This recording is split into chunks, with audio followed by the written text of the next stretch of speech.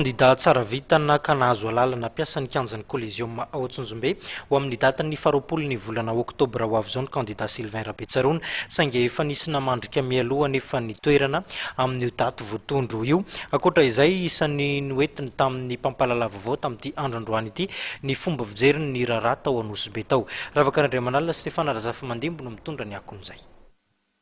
Tokony isy ny fanadihadiana mahakasika ilay zaza voalaza fa namony ainy ary fototra savorivorin'ny seo tany Nosy Be raha ny faneho-kevitra nataony Sylvain Rabetsaroana kandida ny PNJ mazava androany. Tsy tokony isy ny fitantanana amin'ny tanila amina olon-drehetra na mahantra na manan-karena na malagasy na vazaha hoy izy. Tena mampalelo aho dia nisy an'ilay zaza kely maty sy ilay vahiny maty. Raikitra zany fadiadiana sy niresahan'olona dia ohatran'ny tsy dia taitra loatra tamin'ilay malagasy maty zany, ilay ankizy maty dia teto amintsika zany.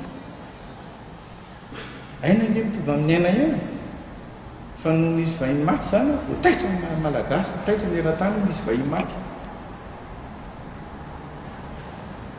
Aina ho aina, na ainana malagasy maty io na aina vahiny manan-karena. Nametraka ayay amin'ny tsy filaminana ny atsimo ihany koa ny kandida Sylvain Rabetsaroana manoloana ny mbola fisiany asan-dahalo any amin'ny tapany atsimo nosy iny. Hitanareo mantsy zany zao fa dia any anatin'ny gazety mivoaka androany dia mbola misy asan-dahalo foa. Tsy mitrahatra mihitsy ny asan-dahalo eto Madagasikara dia metra-panontaniana izy no afaka sécurisé moa zany le izy ny sécurisation ny fifidianana ny antsimo any rehefa tonga ny andro fifidianana amin'ny 5 oktobra zao.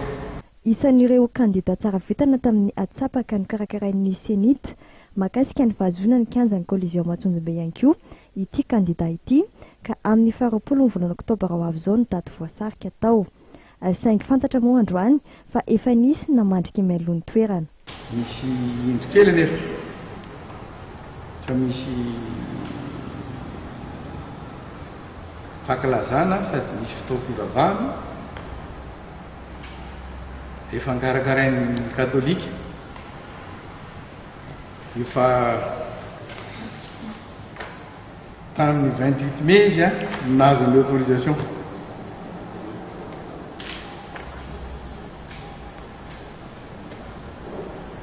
Dia taitra izay tsy mirindra loatra ve ilay fikarakarana an'ilay fifidianana sady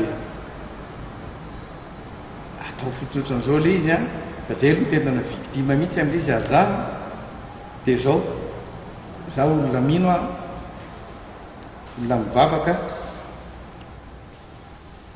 fa dia amiako somatsara ny katolika itoerana io.